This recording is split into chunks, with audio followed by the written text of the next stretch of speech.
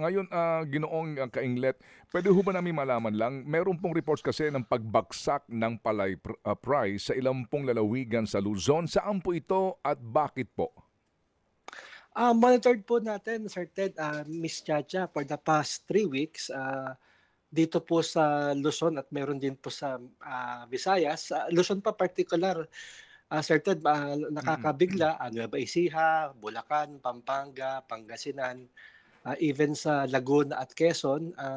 May reports tayo na bumagsak po siya, averaging po siya ngayon between 8 to 10 pesos, fresh harvest.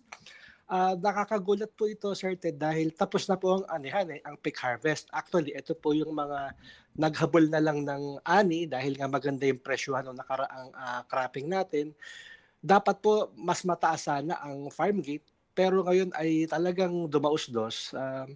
We squarely attribute this, Sir Ted, Miss Chacha, dito sa bumabaha po ngayon ang hindi lang po tubig ang bumabaha sa atin, bumabaha po ang murang imported rice, dahil nga po sa 1 year na po, this month yung executive order number 62, at yun po talaga ang dahilan dahil would you believe ang landed cost po ng Vietnam rice, nasa 24 to 26 pesos na lang.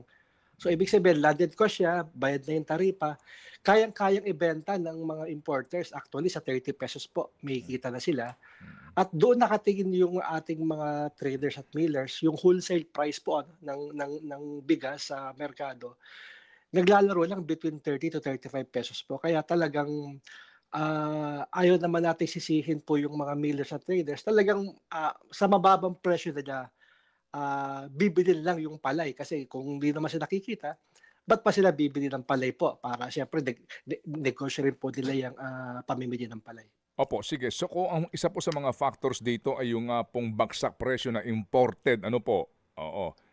Yung po bang 20 pesos na kadiwa rice natin, may effect ba sa presyuhan po ng bilihan sa either fresh o kaya clean and dry na palay? Siguro po may perception, na talagang kasi ang kung wala po kasing subsidy ang 20 pesos na bigas, ibig sabihin dapat mabibili lamang ang palay dapat farm gate sa 10 pesos. Rule of thumb, kung yung market po talaga ang nag-ooperate, para makapit mo yung 20 pesos rice, dapat ang farm gate o yung pagbili ng palay nasa 10 pesos lang. Ang ibig sabihin naman yan, ang cost to produce ng ating mga farmers dapat nasa 7 to 8 pesos lang per kilo ng palay. Pero alam naman natin hindi yun ang reality dahil yung 20 pesos po, Sir Ted, na bigas, ang ibig sabihin yan ay sinasubsidize siya ng gobyerno ngayon sa halagang 13 to 15 pesos.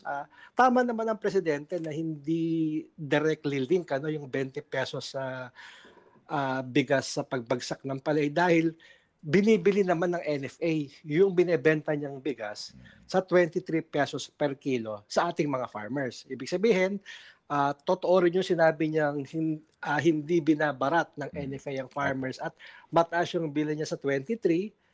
Pag ang NFA namili ng 23 po, gigilingin niya, ang cost to meal niya is 35 pesos. Ibig Mm. sabihin, ang NFA mismo, ang gastos niya from buying palay, gigilingin siya para maging bigas, 35 pesos po ang totoong halaga niyan. Pero dahil nga meron siyang programang 20 pesos, sinasubsidize niya 15 pesos maximum per kilo. So, yun po talaga yung, kumbaga, ang real sa market, you are subsidizing 15 pesos to achieve 20 pesos. Kaya, totoo ring hindi siya directly dapat link sa pagbagsak ng presyo ng palay. Unfortunately, ang nabibili lang po ng NFA na palay, Sir Ted, ay good for 9 days lang or wala pang 2% ng total harvest. Kaya yung 98% ng harvest natin sa palay, nasa kamay pa rin po talaga ng mga millers at traders.